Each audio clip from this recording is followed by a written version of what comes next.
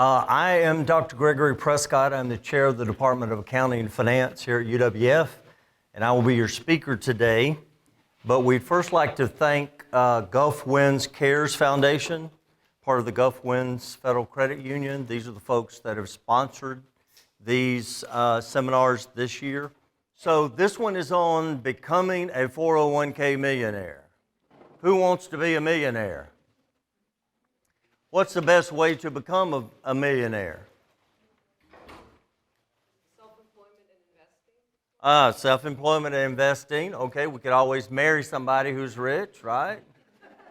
We could try to be a professional athlete, but you know what? 1 out of 1,000 or fewer college athletes become professional athletes. So I'm going to talk with you about a surefire way to become a millionaire, particularly given that you are as young as most of you are.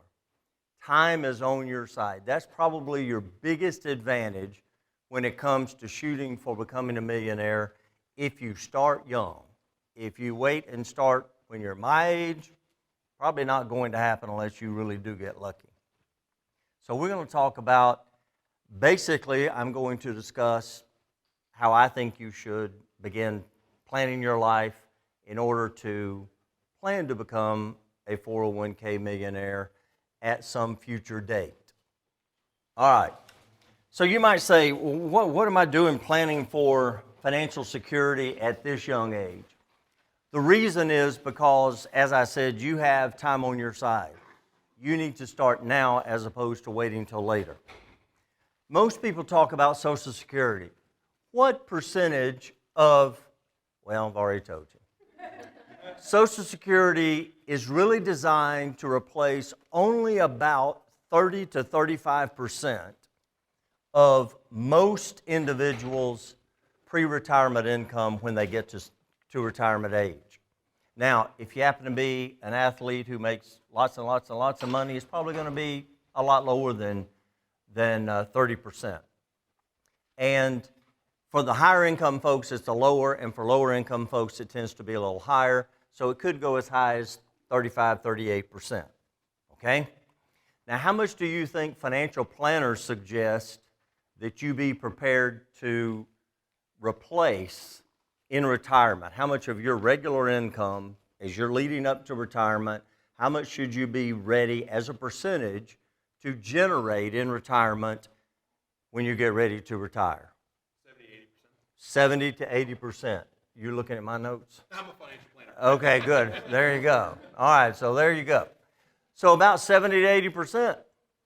So if you think about that, let's just take 75 and say that you're able to generate 30% from Social Security, then you've got a pretty big hole to fill, right? And so you're going to be responsible for anywhere between 35 and 50% of your pre-retirement income that you're going to have to find some way to generate if you're going to have what is called a successful retirement.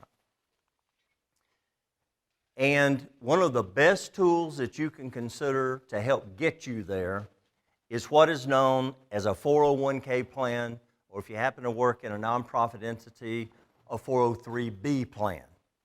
They work very similarly, and we're going to talk about those as we go. So here's some gloomy news, and you don't want to be in this category. An October 2020 standard by the Center for Retirement Research calculated the median savings, the middle, you rank them from highest to lowest, the middle value is the median savings of retirement accounts, not based on provided by Vanguard or Fidelity or somebody who has a vested interest in this material, but based on information provided by the Federal Reserve. Those who are aged 35 to 44 have a median amount of $51,000 in their retirement account. Those aged 45 to 54 who are getting much closer to retirement, only about $90,000. And those who are really, really close, on the verge of retirement, only about $120,000. And if you stop and think that most financial planners will tell you, based on an academic study from the 1990s, that you can probably afford to take 4% a year and have a 30-year retirement. 4% a year out of the 100 would generate $4,800 a year. At the rate we're going, that probably won't fill your tank of gas and buy you a trip to the grocery store. So you need to plan to have a whole lot more than that. Here's what Fidelity, one of the aforementioned investment companies, recommends. They say that in order to have a comfortable retirement, by the age of 30, you need to have saved 1 times your annual salary. So if you make $50,000 by the time you're 30, you should have $50,000 in retirement savings. By the time you should have 3 times your annual salary saved by the time you reach the age of 40. 6 times by the age of 50. 8 times by the age of 80. It's getting kind of scary. And 10 times your annual salary by the time most people get ready to retire. Full retirement age for most working adults today is going to be 67. Okay, so by that time, Fidelity is saying you need to have 10 times your annual salary saved in your retirement account. And the question is it even possible? Because you're thinking, how in the world am I ever going to achieve that? And I'm going to tell you, it most definitely is. The federal government acts as a partner in this process by allowing you to contribute. When you work for an employer, most employers are going to offer you either a 401k plan or a 403b plan, which will allow you to take some portion of your income on a pre-tax basis. They deduct it right off the top, and you can divert it into your 401k plan or 403b plan into whatever investments that are allowed by your plan that you choose to invest in.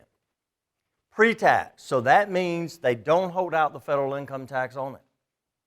It's pre-tax, a great way to jumpstart your retirement planning. In order to encourage, this is another tremendous benefit, in order to encourage you to contribute, many employers also pay a certain matching percentage into your account that is yours. The national average, according to this, is 4.7%. So, and I'm aware of, one of my students told me recently that one of the local employers here matches the first 7% that you contribute 100% on the dollar. You put in 7%, they put in 7% to match it. Okay? Are you allowed to tell us what organization that might be? Probably not, but I would suggest that I would very definitely tell you this. When you start interviewing for jobs, this is a question that you're going to want to ask. Do you offer a 401k plan, and what kind of matching system do you have? Because if Social Security is only designed to make up 35%, and we need 75 or 80%, then I'm going to need some help to getting to the rest of it. And so, in this labor market, I get a phone call or an email almost every week from employers saying, how can I get in front of your students? I want to interview your students. I need employees. All they got to be able to do is fog a mirror. I need somebody. And so if that's true, they better be offering a really competitive 401k plan to induce you to get there. Okay? So think of that. Here's what I suggest, and I'm going to talk about this a little later. I suggest that when you start work, you contribute whatever percentage is necessary to get 100% of the match. If your employer will match the first 5% dollar for dollar, when you start, you want to contribute 5%. If you don't, that's free money that you are just saying, no thanks, I don't want it, which is crazy, right? And then every year when you get your review, your performance review, and possibly get a raise of 3, 4, 5%, increase your contribution to the 401k by 1% until you get to 10%. When you get to 10% and you're getting a 5, 6, 7% match by your employer, you're doing all you need to do as far as a 401k plan is concerned. You put it on autopilot. You do it from the time you start until the day you retire, and then you kick back because you want it to just go. All right? How does a 401k plan work? As I just said, employee directs a percentage. It's your choice. So you can typically, most can contribute up to 10% of their compensation into a 401k. That same employer that I told you 7% match, they will allow their employees to contribute up to 50% of their compensation into their 401k, as long as they do not exceed IRS limitations. The IRS does limit how much of your income you can divert into this vehicle because the IRS is foregoing the income tax on the earnings that you put into the 401k. Now, I just read an article, I think it was this morning, that the IRS has just upped the limit in 2023 to $22,500 or 22,500 from 20,000, I think it was this year.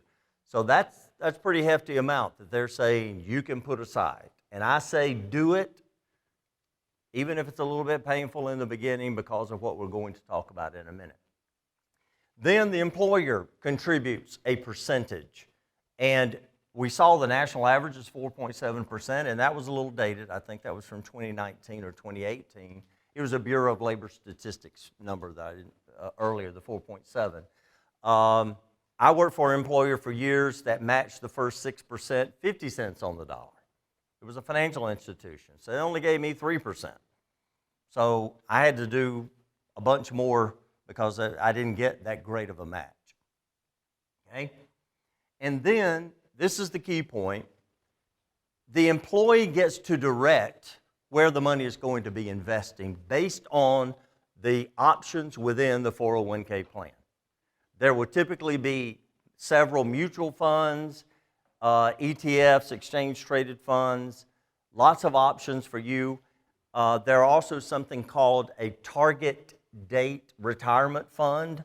Let's say that, say you've got 40 years before you're going to retire, and so 40 years would be a 2062 target date retirement fund.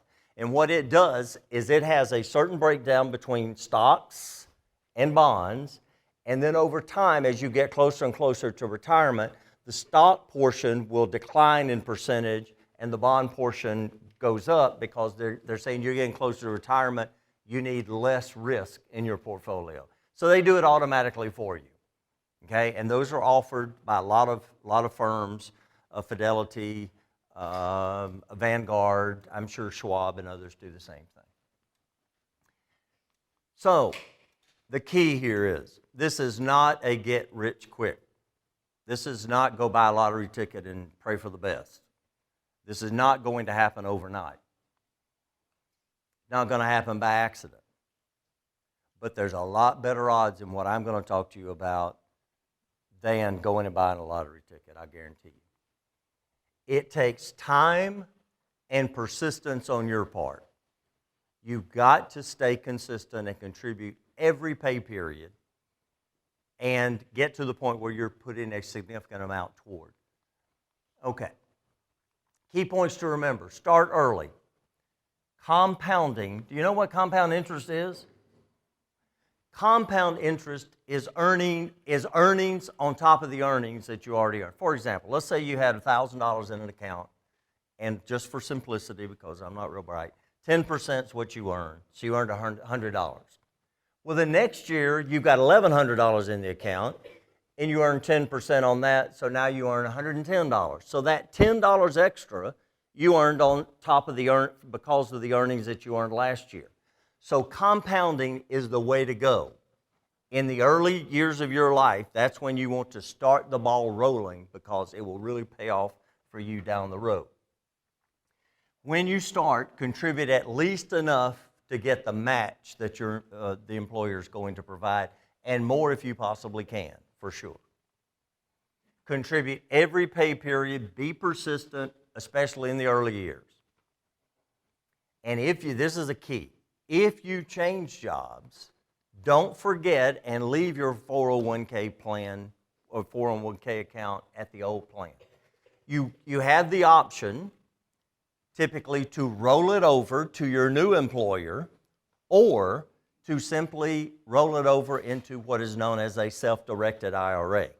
So then you could open an account, say, at Vanguard or Fidelity or somebody like that, and then you're not limited to the options that your employer gives you to invest in. Now you have everything that Fidelity, Vanguard, Schwab, Ameriprise, whoever, offers. You have all those on your cafeteria list to invest in.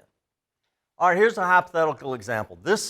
I read this in a money magazine a gazillion years ago. And when I came here from the University of South Alabama in Mobile, I used to teach a capstone class in accounting there. And one day I would take out part of the day and I would say, look, folks, you are about to be making more money than you've ever made in your life probably when you start working. Please, please, please start investing in your 401k plan as much as you possibly can, because at your age, just what I'm telling you, at your age, it's going to benefit you tremendously if you will take advantage of it. And because of this example, there's twin brothers, and I've remembered this for more than 40 years. Twin brothers. The first brother started contributing at the age of 20, $2,000 a year. Now that's all, $2,000 into an IRA, which used to be the IRA max limit back in the day. And he earned 9% a year on his investments. And by the time he reached the age of 30, his account balance was just over $30,000. He got married and he stopped contributing. Okay? His twin brother had not contributed. He spent all of his money in his 20s, had never contributed to an IRA. At the age of 30, he heard what his brother had in his account, and he said, hey, I want some of that. I need to start doing that. So from that point on, from the age of 30 to the age of 65, he contributed $2,000 a year. Who do you think is going to have more at the age of 65? Look at this illustration. Brother one has contributed only $20,000, $2,000 a year for 10 years. He's contributed $20,000, but at the age of 65, his account balance is over $620,000. So he put in 20, and the account balance is over $620,000. The brother contributed for 35 years, from the age of 30 to 65, $2,000 a year. He's contributed $70,000, lots more. But his account balance is it's almost $200,000 less than brother number one, because of the time value of money and compounding of interest. In the first year, from the year they turned from 30 to 31, the first brother, if he's got roughly $30,000 at, what is it, 9%, that's $2,700. The second brother contributes $2,000. He will never catch him, even though the first brother quit contributing. The first brother has built up his account so high that the second brother will never catch him if he only puts in $2,000 a year. And he's got to put this in for as many years as has the account. That is the point of starting early. When I talked about this one year, and you never know what effect you have when you talk to students about this. Years later, I had one of my former students send me an email, and he said, you're not going to remember this, but when I left your class that day, my goal was 30 by 30. I wanted $30,000 in my 401k by the time I reached the age of 30. And he said, I want you to know I hit 30 this week, and I had $44,000 in change in my account. I said, congratulations, very good, you're on your way. I think he gets a 6% match, and he told me 6%. He said, but I also turned my younger sister onto this. She wasn't even in the 401k plan. And she decided, because I was so agitated and interested in it, she decided to do it. So now, even though I never had her in a class, she didn't even major in the College of Business, she now sends me a text message with, their 401k plan is run by Merrill Lynch. She sends me a screenshot when she hits every $10,000 increment. She sends me until she hit over $100,000. So this is a hypothetical example. Here's my real world example of her. I asked her, could I do this? I'm not going to give you her name or employer or anything like that. But she said, feel free. And I even shared this with her last week. And she said, oh, that's perfect. So here's what she did. At the age of 19, while she was going to school, she started contributing 5% of her compensation. At 21, she increased it to 6%. And remember, her employer does the same as his employer, it's a 6% match. At 23, she went to 7%. 24, she went to 8%. Now see, I'll point out something in a minute. She starts getting into it. Notice how she's increasing the percentage more rapidly now? And at 25, she goes to 9%. And I'll show you what with her account balances, why she was getting excited. At 29, she increased to 10%, and that's where she is now. And her employer match is 100% on the first 6%. All right? Look at this. These are her actual account balances, and I'll show you on the next page what they actually are, but this is a few $100s. This is right after she started. And notice how flat it is through here because she's doing all the contributing. She hasn't built up the balance enough that it's able to generate much earnings on its own. But look what starts happening. This is where she starts getting freaked out and starts really increasing. She starts putting her investments on steroid because she starts seeing the slope of this curve and she's like, oh, I want me some more of that. So now she's up at the age of 32. She has $105,000 in her account. Here are her balances. First year, $267. And look what happens. Not a whole lot, but then she went past 2,000s and 3,000s and made it to 46. Flew through, got to 8, 12, 18, 23. Not a whole lot here, 25, but look what happens here. Up almost 9,000. Then she's up 13,000, 14,000, 15,000. 18, is that 18,000? And then 16 and 5 is $21,000. And let me tell you, she makes less than $50,000 a year. This isn't her putting in $30,000 a year. This is her account earnings because she has built her balance up. I mean, think about it. If she has a 10% year, it's going to earn $10,500 by itself, in addition to whatever she might throw into it. I mean, she's contributing, I don't know, let's just say she's making 50.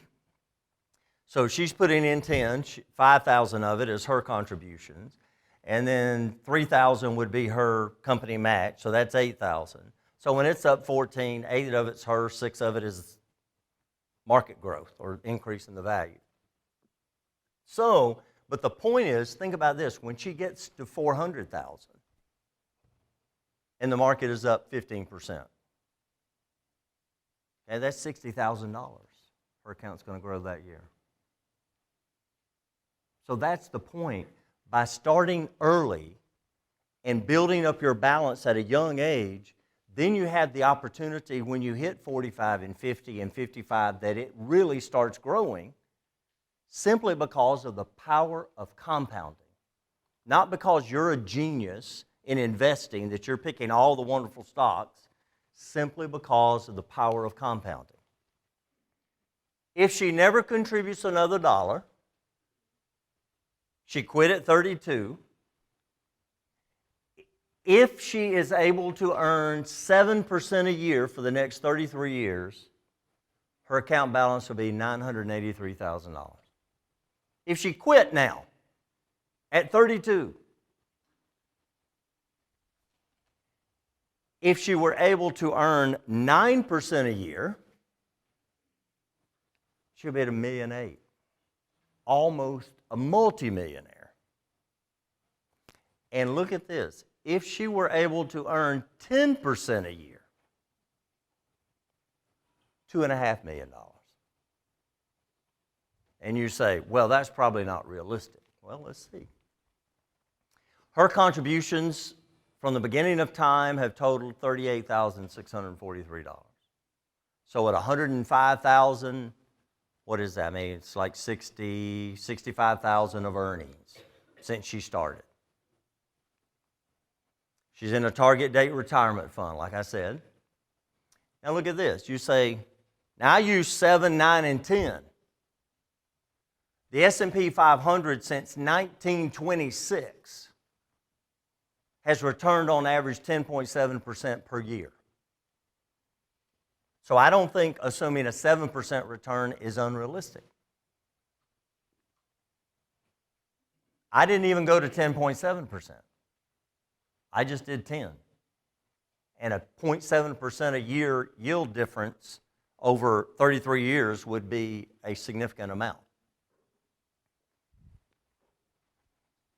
Albert Einstein is said to have said, when he was asked, what is mankind's greatest invention? And he said, compound interest. It is the 8th wonder of the world. For the older folks in here, you know that when you get a mortgage and you make your first payment, how much of that payment goes to reduce the principal? Maybe $1.01, right? But 25 years in, now the interest is minuscule and most of it is going to reduce the principal. That's compound interest. So now we're doing compound interest to work for us, right? We're building up our base as high as we can possibly get it so that it can take on a life of its own and start growing for us at $40,000, $50,000, $60,000 a year our last 10 years of retirement. You can't start this at the age of 50 and think that you would have to save, I don't know, probably $50,000 a year at the age of 50 if you want to be a millionaire by the age of 65, because you're not allowing long enough for the earnings, for the interest to compound to your benefit. Oh yeah, I mean, believe me, she's not going to quit contributing. She's not going to quit contributing. But my point was, even if she did quit, because she has built her base up so high, she's home free. But she's also someone who's now thinking, hey, I might check out by the time I'm 50. She wants the option. And that's what I see having good retirement funding is gives you the freedom to do what it is you want to do. If you want to keep working, you keep working. You want to change jobs and do something that maybe you've always dreamed about doing as opposed to what got you here, you can. If you want to quit entirely and sit on the beach, you can do that too. Well, yeah, except that, so his point is, if I forego contributing 1 year, can I just pick it back up next year? Well, of course you can just pick it up next year. But here's my issue. If you're going to just look for excuses to not make the payment, not contribute in year 27 of your life, you're going to do the same thing in year 29 of your life, and 33 of your life, and 35. So I would say, look, if you get out of school making $50,000 or $55,000, for most of us it's going to be more than we're making now, right? So why can you not contribute 6% of that, and you're still making more money than you've ever lived on before, right? And then if you get a 5% raise and you put 1% of that towards your 401k, you're still getting a 4% raise. So it's like you will never miss it. but you'll get it on the back end. You'll be really happy on the back end. So here's what I came up with. There is a website on UWF's website. It's My Florida Future. And I went in and I typed in, okay, what does a typical graduate at the University of West Florida, and this is based on 2019 data, it says that I believe it was $44,000 is what the typical graduate from the University of West Florida, that's everything from, every major in the entire university, from engineering to accounting, finance, to marketing, to nursing, to every degree plan we offer, it's about $44,000. I decided to be conservative and went with only $40,000. And I said, you contribute 6% a year, and your employer matches it 6% a year. Your investments earn returns of 7.5% a year. Okay, now look, I'm not increasing your pay. You're going to make $40,000 a year from the age of 25 to 65. You're never getting a raise in this worst case scenario. Hopefully you will do something to get a raise. Okay? And hopefully you might even make more than 7.5% on your investments. You retire at the age of 65 after 40 years of contributing to your 401k plan. Now, you're only contributing $2,400 a year, $200 a month. And your employer's matching it, $2,400 a year, whatever I just said. What do you think your balance is going to be at 65? You'll have just under $1.1 million. What I did was say, okay, I want them to be a millionaire at the age of 65, and I don't want to assume, okay, you're going to have 4% salary growth after you start at 40. I don't want to project all of that. I don't want you doing 10%.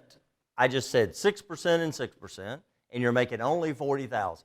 So if you never get a raise, you'll be a millionaire at the age of 65. So imagine if you get raises and you increase your 6% to 10%, and now you're still getting the 6% match. Now 16% of your higher salary is going in to your 401k plan. Then that $1.1 million is going to be a whole lot higher in the long run. What are the important takeaways? An employer-sponsored 401k or 403b plan is a great vehicle for building wealth and preparing you for a comfortable retirement.